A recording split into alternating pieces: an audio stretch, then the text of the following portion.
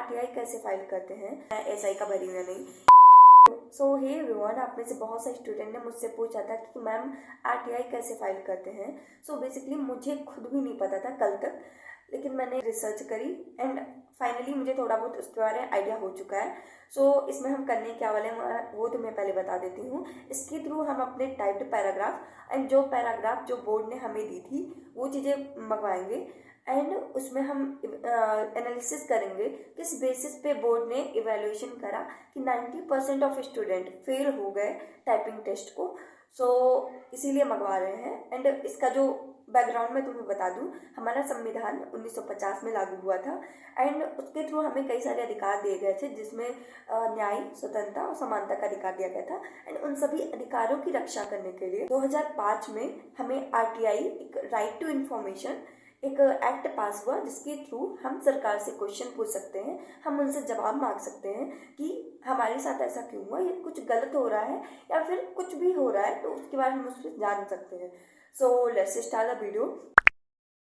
तो सबसे पहले गूगल पे जाके ई आरटीआई से सर्च करेंगे तो आरटीआई ऑनलाइन पे जाके इस तरीके का इंटरफेस आपको देखने को मिलेगा। जो राइट साइड में एक फ्लो चार्ट दिख रहा है, बेसिकली उसमें सारे प्रोसेस एक्सप्लेन करे गए हैं कि क्या चीज़ कैसे वर्क करती है।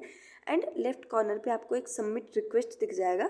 इसमें आप जब ओपन करेंगे 21 गाइडलाइंस रहेंगी, उसे रीड करके इस वाले बॉक्स पे क्लिक कर देना है एंड उसके बाद में ये सबमिट कर देना है। उसके बाद में जो इंटरफेस आपके सामने ओपन होगा उसमें आपका ईमेल, जिस पे अभी ओटीपी आएगा एंड उसके साथ साथ फ़ोन नंबर आपका डालना है एंड साथ ही सिक्योरिटी कोड डाल के इसे सबमिट कर देना है। आप देखेंगे कि आपके ईमेल पे एक ओटीपी आया होगा, फिर वो ओटीपी यहाँ पे सबमिट कर देना है। एंड अगर आपको ओटीपी नहीं दिख रहा है तो एक स्पैम में जाके एक बार चेक कर लेना, क्या पता उसमें आपकी ओटीपी आई हो। सो इसके बाद सबमिट करने के बाद आपको डायरेक्टली आरटीआई का जो फॉर्म होता है वो ओपन होके आ जाएगा एंड इसमें जो रेड स्टार वाले जो भी आपको बॉक्सेस दिख रहे हैं उसमें आपके चीज़ें या फिर डिटेल्स फिल करना बहुत मैंडेटरी है। उसके अलावा तो ऑप्शनल भी हो सकता है। एंड ये जो मिनिस्ट्री की बात है, तो मिनिस्ट्री मैंने बहुत ढूंढा, मुझे नहीं मिला। सो उसमें होम मिनिस्ट्री ही मैंने दोनों में ही सिलेक्ट कर लिया था। इसके बाद आपको अपनी पर्सनल डिटेल्स इसमें फिल करनी है, like email ID, name, address, gender, pin code, country, state and education. जैसे अगर आपने 12th करा तो 12th, ग्रेजुएशन करा तो ग्रेजुएशन, ये सारी डिटेल्स। एंड इसके बाद आपको लास्ट में एक ऑप्शन दिखेगा बीपीएल वाला। अगर आपके पास बीपीएल कार्ड है सो आप उसका नंबर एंड उसका ईयर एंड किस अथॉरिटी ने करा है इशू, तो वो सारी चीज़ें डिटेल करनी है। अगर नहीं तो नो कर देना है। And last not the least फिर आएगा आपका आरटीआई का मेन, जो आपका मेन उद्देश्य कह सकते हैं वो। फिर उस पर आपको सारी डिटेल आपकी बनी है, लाइक हमारी डिमांड्स जो जो चीज़ें हैं वो सारी आपको अपने लैंग्वेज में लिखनी है। सो डिमांड्स में एक बार फिर से रिकॉल करवा देती हूँ।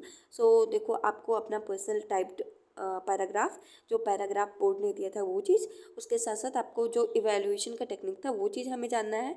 एंड उसके साथ साथ एडिशनली जो अदर शिफ्ट में जो भी एग्ज़ाम हुए हैं वो सारा पैसेज की लेवल ऑफ पेपर वो हमको समझ में आया कि अलग अलग डिफरेंट शिफ्ट में डिफरेंट डिफरेंट पैसेज थे एंड हार्डनेस लेवल भी समझ में आएगा। सो ये सही डिटेल भरने के बाद आपको ये सिक्योरिटी कोड डाल देना है। एंड इसके बाद में एक जो सपोर्टिंग डॉक्यूमेंट की बात है, सो उसमें आपको अपना एडमिट कार्ड ही सबमिट करना है। सो इसके बाद मेक पेमेंट का ऑप्शन आएगा। सो इसमें अगर बीपीएल वाला आपने चुना है सो आपको एक भी रुपये नहीं सबमिट करने पड़ेंगे। एंड अगर नहीं तो आपको 10 रुपये पे करना पड़ेगा। एंड उसके बाद सबमिट कर देंगे। 24 घंटे या 48 घंटे के बीच में आपको आपका जो रिसीट होता है वो मिल जाएगा, जिसमें आपको आपका आरटीआई नंबर, ये सारी चीज़ें मिल जाएंगी। एंड अगर 30 दिन के अंदर आपको आपके आरटीआई का आंसर नहीं मिलता है सो आप फर्स्ट रिकॉल करके एक ऑप्शन होता है तो उस पर जाके करेंगे, जो रिक्वेस्ट सबमिट रिक्वेस्ट के बगल में ही था। सो उस पर जाके करेंगे तो आपको उसका आंसर मिल जाएगा। Last not the least, as a sister, as a friend या जो भी तुम मान लो, उसके तौर पे मैं तुम्हें कह रही हूँ, अगर तुम्हारा एएसआई का टाइपिंग अभी लगा हुआ है, लाइक फेब के फर्स्ट सेकेंड वीक में होने वाला है, तो तुम उसके लिए प्रिपेयर करो। एंड बहुत सारे स्टूडेंट मेरे बारे में पूछ रहे थे कि मैं एसआई का भरी या नहीं, या मेरे कितने मार्क्स हैं। तो मैंने उस टाइम पे मैं 21 की नहीं थी, तो मैंने इसके लिए अप्लाई नहीं करा था। लेकिन इस बार जो 2025 की वैकेंसी आई है उसमें मैंने कंप्यूटर ऑपरेटर और एएसआई दोनों के लिए अप्लाई करा है। इसकी प्रिपरेशन मैं करूँ कि नहीं, ये मुझे अभी भी आइडिया नहीं है, क्योंकि यू नो कि कॉन्फिडेंस बहुत ज़्यादा लूज़ हो जाता है अगर ऐसा कुछ होता है। लेकिन खैर, कल से मैं अपनी प्रिपरेशन रीस्टार्ट करने वाली हूँ। जो चीज़ें भी हैं, अगर तुम्हें मेरे साथ जुड़ना है तो तुम जुड़ सकते हो। कंपटीशन बहुत ज़्यादा हाई होने वाला है, तुम्हें पहले भी ये चीज़ पता है। सो